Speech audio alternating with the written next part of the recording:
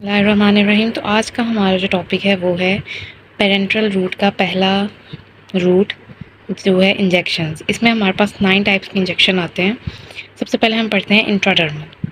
Intradermal नाम से इसके पता चल रहा है कि इंट्रा यानी इनसाइड, डर्मल यानी कि स्किन की जो हमारे पास डर्मिस होती है ना, उसके अंदर ये जो ड्रग होती है हम स्किन की लेयर्स के अंदर इंजेक्ट करते हैं और वो ना उसके ऊपर एक प्रोटीन बना देती है जिसको हम ब्लेब कहते हैं। कि जब वो ड्रग इंजेक्ट होती है ना तो हमें पता चलता है कि यहाँ पे कोई चीज़ ऐड हुई, जैसे कोई किसी के ब्लिस्टर नहीं बन जाता उस टाइप का।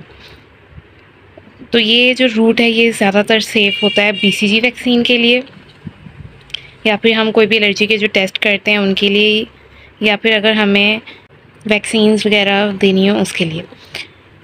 इसके अलावा इस टाइप की जो इंजेक्शंस होते हैं ना उनमें हम सिर्फ स्मॉल क्वांटिटी ही दे सकते हैं इस रूट के ज़रिए से, क्योंकि बहुत ज़्यादा पेनफुल होते हैं। नेक्स्ट है हमारे पास सबक्यूटेनियस इंजेक्शन। सबक्यूटेनियस ये हमारे पास जो स्किन के नीचे वाली लेयर होती है ना, क्यूटेनियस या जिसको हम क्यूटिस कहते हैं, उसके अंदर जो इंजेक्शन देते हैं वहाँ पे जो टिश्यू प्रेजेंट होता है सबक्यूटेनियस टिश्यू, उसको हम कहते हैं कि ये सबक्यूटेनियस इंजेक्शन है, क्योंकि वहाँ पे जो सबक्यूटेनियस टिश्यू प्रेजेंट होता है हम उसके अंदर कोई भी ड्रग को डिपॉजिट कर देते हैं। फॉर एग्जांपल जो इंसुलिन या हेपेरिन होता है वो हम सबक्यूटेनियसली लेते हैं,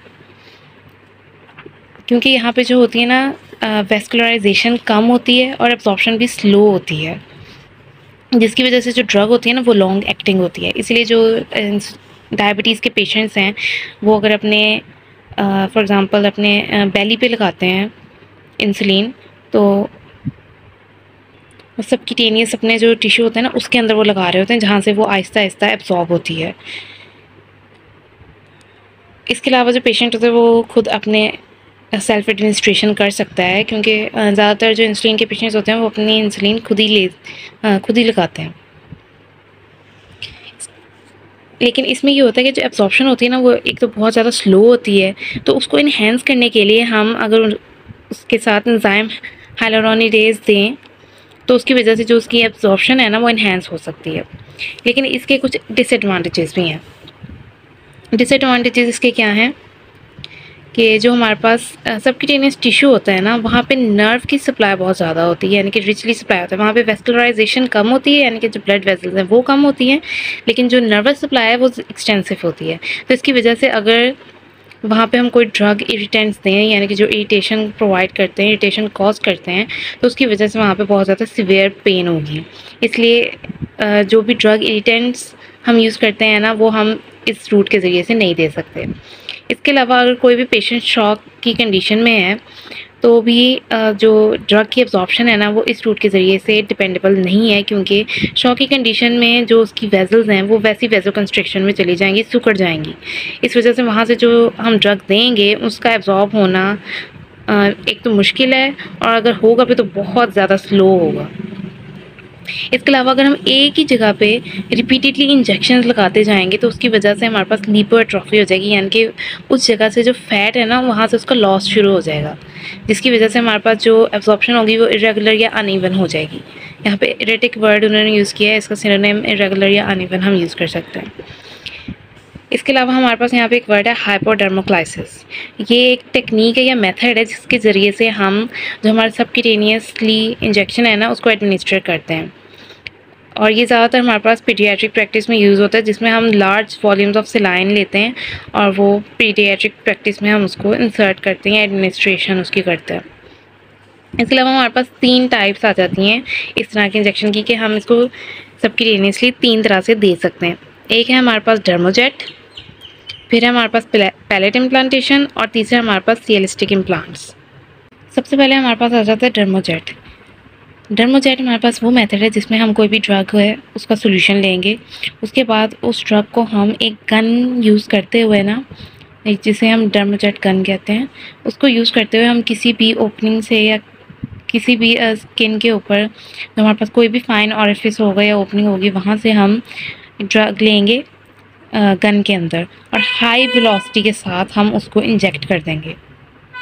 तो जो हमारे पास ड्रग का सोल्यूशन होता है ना वो हमारे सबक्यूटेनियस टिश्यू के अंदर डिपॉजिट हो जाता है, जहाँ से ये आहिस्ता आहिस्ता फिर बॉडी या हमारे ब्लड के अंदर एब्जॉर्ब होता रहता है।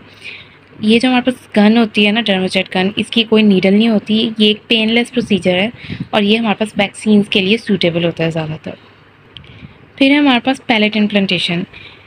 इस मेथड में हम स्मॉल पैलेट्स लेते हैं, मतलब बुलेट लाइक स्ट्रक्चर्स होते हैं जिसके अंदर हमारे पास ड्रग जो होती है ना वो फिल्ड होती है, और उसको हम इम्प्लांट करते हैं सबक्यूटेनियसली, यानी कि सबक्यूटेनियस जो हमारा टिश्यू होगा या सबक्यूटेनियस लेयर, स्किन की जो नीचे लेयर है उसके अंदर हम इसको इम्प्लांट कर देंगे ड्रग, और ड्रग वहाँ से फिर आहिस्ता आहिस्ता वीक्स या मंथ्स के टाइम पीरियड में रिलीज़ होती जाएगी ब्लड के अंदर हमारे पास, जो कि ब्लड के लेवल्स को मेंटेन करेगी। इसमें केस में हमारे पास जो एग्जांपल दी है वो है टेस्टोस्टेरोन, जो हमारे पास एक हार्मोन है उसकी। नेक्स्ट हमारे पास है सिलिस्टिक इम्प्लांट्स। ये जो हमारे पास इम्प्लांट्स होते हैं ये सिलिकॉन से बने होते हैं। इसमें हम सिलिकॉन से बनी हुई ना सिलिस्टिक ट्यूब्स इस्तेमाल करते हैं, जिसके अंदर हमारे पास जो ड्रग होती है वो पैक होती है, यानी कि ड्रग्स से भरा हुआ होता है।